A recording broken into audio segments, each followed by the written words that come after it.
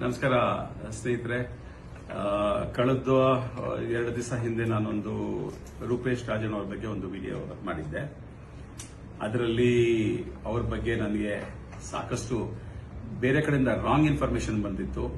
ಮತ್ತೆ ಬ್ರದರ್ ಇವತ್ತು ಬಂದಿದ್ದಾರೆ, ನನ್ನ ಹತ್ರ ಕೂತಿದ್ದಾರೆ, ನನ್ನ ಜೊತೆ ಕೂತಿದ್ದಾರೆ.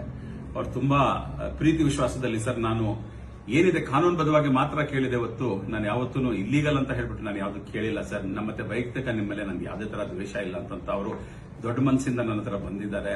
ನನಗೂ ಮನ್ ತುಂಬಾ ದೊಡ್ಡದಾಯ್ತು ಇವತ್ತು ಅವ್ರಿಗೆ ಮೀಟ್ ಮಾಡಿ. ಅತಿ ಸಂತೋಷ ಆಯ್ತು ನನಗೆ ಅದ್ರ ಬಗ್ಗೆ. ಅದು ಅವ್ರ ಬಗ್ಗೆ ಯಾವುದೇ ಆರೋಪ ಇರೋದು ಸತ್ಯ ಇಲ್ಲ. ಅವ್ರ ಮಾತು ಕೇಳ್ತಾ ಇದ್ರೆ ತುಂಬಾ ದೊಡ್ಡ ವ್ಯಕ್ತಿ ಇದ್ದಾರೆ ಅವರು. ಅವ್ರು ಹೇಳಿರೋದು ಮಾತುಗಳು ನಾನು ಕೇಳ್ತಾ ಇದ್ರೆ ನನಗೆ ತುಂಬಾ ಬೇಜಾರಾಗ್ತಾ ಇದೆ. ಇದು ಯಾಕಪ್ಪ ನಾನು ಜಾಸ್ತಿನೇ ಹೇಳ್ಬಿಟ್ಟೆ ಅವ್ರ ಬಗ್ಗೆ ಅಂತ ಹೇಳ್ಬಿಟ್ಟು ನನಗೆ ಯಾವುದೇ ತರ ಅವ್ರ ಫ್ಯಾಮಿಲಿ ಆಗಲಿ ಅವ್ರಿಗಾಗ್ಲಿ ನೋವಾಗಬಾರ್ದು. ಯಾಕಂದ್ರೆ ನನಗೇನು ಒಂಥರ ಬೇರೆ ತರ ನೋವಾಗಿತ್ತು. ಬಟ್ ನನಗೇನು ಪರ್ಸನಲ್ ಯಾಕಂದ್ರೆ ಪರಿಚಯ ಇರಲಿಲ್ಲ ಅವರು. ಈಗ ಪರಿಚಯ ಆಗಿದೆ.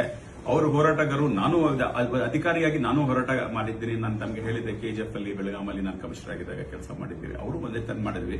ಈಗ ನನಗೆ ಇವತ್ತಿಂದ ರೂಪೇಶ್ ರಾಜಣ್ಣ ನನ್ನ ತಮ್ಮ, ಕನ್ನಡ ಹೋರಾಟ ಸಂಘಟನೆಗಳ ಬಗ್ಗೆ, ಕರ್ನಾಟಕ ಬಗ್ಗೆ ಆಗಲಿ, ಕನ್ನಡ ಉಳಿಸೋದ ಬಗ್ಗೆ ಆಗಲಿ ನಾನು ಜೊತೆಗೆ ನಂದು ಎಲ್ಲಾ ಸಪೋರ್ಟ್, ಎಲ್ಲಾ ತರ ಪ್ರೀತಿ ವಿಶ್ವಾಸ ಸಪೋರ್ಟ್ ಏನು ಅವರೇ ಸಪೋರ್ಟ್ ಮಾಡ್ತಾರೆ, ಜನ ಸಪೋರ್ಟ್ ಮಾಡ್ತಾರೆ. ನನ್ನ ಪ್ರೀತಿ ವಿಶ್ವಾಸ ಮತ್ತೆ ನನ್ನ ಆಶೀರ್ವಾದ ಅಂತೂ ಯಾವತ್ತೂ ರೂಪೇಶ್ ಜೊತೆ ಇರ್ತದೆ. ಮತ್ತೆ ದೇವ್ರು ಒಳ್ಳೇದ್ ಮಾಡಿ ರೂಪೇಶ್ ನಿಮ್ಗೆ. ಮತ್ತೆ ಏನೋ ಮಿಸ್ಕಮ್ಯುನಿಕೇಶನ್ ಆಗಿದೆ, ಅದು ಮಿಸ್ಕಮ್ಯುನಿಕೇಶನ್ ಅಲ್ಲಿ ತಾವು ಬೇಜಾರು ಮಾಡ್ಕೊಳ್ಬಾರ್ದು ಅಂತ ಹೇಳ್ತಾ ದೇವ್ರನ್ನ ಒಳ್ಳೇದ್ ಮಾಡ್ಲಿ. ನಿಮ್ಮ ಹೇಳಿಕೆಗಳನ್ನ ನೀವು ವಾಪಸ್ ತಗೊಂಡಿದ್ದೀನಿ ಅದಂತ ಹೇಳ್ಬಿಟ್ಟು ಮತ್ತೆ ನಾನು ಏನೇನೋ ನಂದು ಹೇಳಿಕೆ ಇದೆ ಎಲ್ಲನೂ ನಾನು ವಾಪಸ್ ತಗೊಂಡಿದ್ದೀನಿ. ಅಂತ ಮನುಷ್ಯ ಇಲ್ಲ ಅವರು. ತುಂಬಾ ದೊಡ್ಡ ಮನಸ್ಸಿಂದ ಬಂದಿದ್ದಾರೆ ಅಂತ ಹೇಳಿದ್ರೆ ಏನಾಗುತ್ತೆ ಅಂತ ಹೇಳಿದ್ರೆ ಒಂದು ಮನಸ್ಸಲ್ಲಿ ನೋವು ಇಟ್ಕೊಂಡು ನನ್ನ ಹತ್ರ ಬಂದಿದ್ದಾರೆ. ಮತ್ತೆ ಅದೇನಾಗಿದೆ ಅಂತ ಹೇಳಿದ್ರೆ ರಾಂಗ್ ಕಮ್ಯುನಿಕೇಶನ್ಸ್ ಆಗಿದೆ. ಅದರಿಂದ ನಾನು ಮತ್ತೊಮ್ಮೆ ಅವ್ರಿಗೆ ಅವ್ರ ದೊಡ್ಡ ಮನಸ್ಸು ಮತ್ತೆ ಒಂದು ಪ್ರೀತಿ ವಿಶ್ವಾಸದಲ್ಲಿ ನನಗೆ ತುಂಬಾ ಮನಸ್ಸಲ್ಲಿ ತುಂಬಾ ಖುಷಿಯಾಗಿದೆ ಅವ್ರು ಬಂದಿರೋದ್ರಿಂದ.